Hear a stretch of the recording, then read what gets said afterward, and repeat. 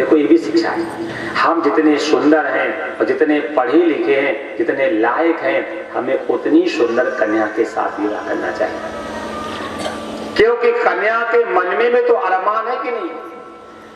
अब हम 90 साल के हो रहे हैं और 16 साल की कन्या के साथ विवाह करें, आप तो 2-4 साल में चल बसोगे, वो जिंदगी कैसे बिताएगी।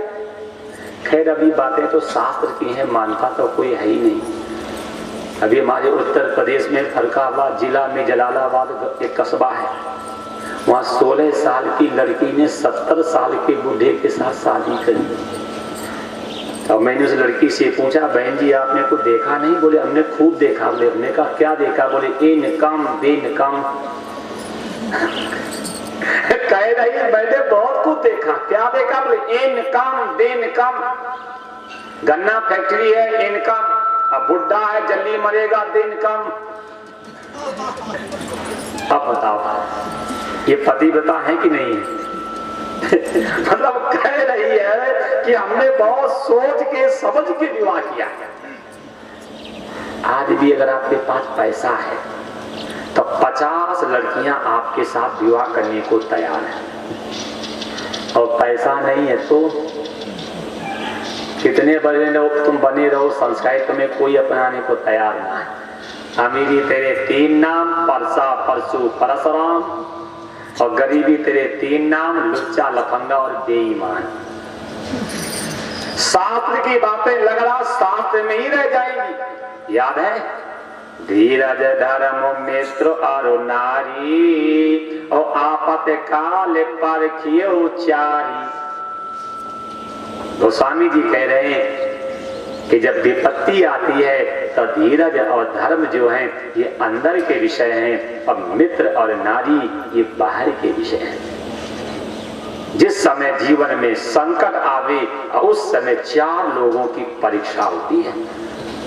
धीरज, आप में कितना धैर्य है, और जब मुसीबत आवे तब धैर्य की परीक्षा होती है। धीरज धर्म, आप कितने धर्मशील हैं, और जब जीवन में प्रतिकूल परिस्थिति आवे आप धैर्य को न तोड़े तब आप धैर्य की परीक्षा मानना। अब मित्र और नारी, आपके पास अच्छी आमदनी हो रही है तो 50 मित्र मिलेंगे, और जब आमदनी ना हो तो दुख में जो साथ दे वही तो मित्र है। और नारी, घर में खूब सुविधाएं हैं और पत्नी तुम्हारी सेवा करे तो काहे की नारी, और घर में सुविधा नहीं है और पत्नी तुम्हारी सेवा करे तभी तो मानना ही गृह लक्ष्मी है। कितनी बढ़िया बात कही, धीरज धर्म मित्र और नारी, और आपत काल परखियो चारी। आपत्ति के समय, विपत्ति के समय ये 4 लोगों की परीक्षा होती है। महात्मा जी ने कह दिया कि बेटी आप जाओ और जाकर के अपने मन के अनुसार किसी जीवन साथी के साथ विवाह कर लो। आप जाइए और किसी अपने योग्य वर के साथ विवाह करो। कन्या ने हाथ जोड़ करके कहा, महाराज मैं सूर्य वंश की कन्या हूं, मैं सूर्य वंश की कन्या हूं, और ये सूर्य वंश का नियम है कि प्राण जाए पर वचन न जाए।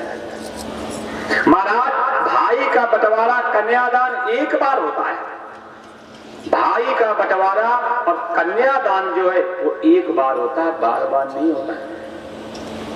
मेरे पिता ने मेरा हाथ आपको दिया है, अब आपको छोड़ करके मैं किसी अन्य के पास जाने को तैयार नहीं। देखो ये अपने यहाँ की संस्कृति थी। अपने यहाँ की माताओं ने मरना स्वीकार किया है, लेकिन अपने शरीर पर किसी दूसरे का हाथ नहीं लगने दिया।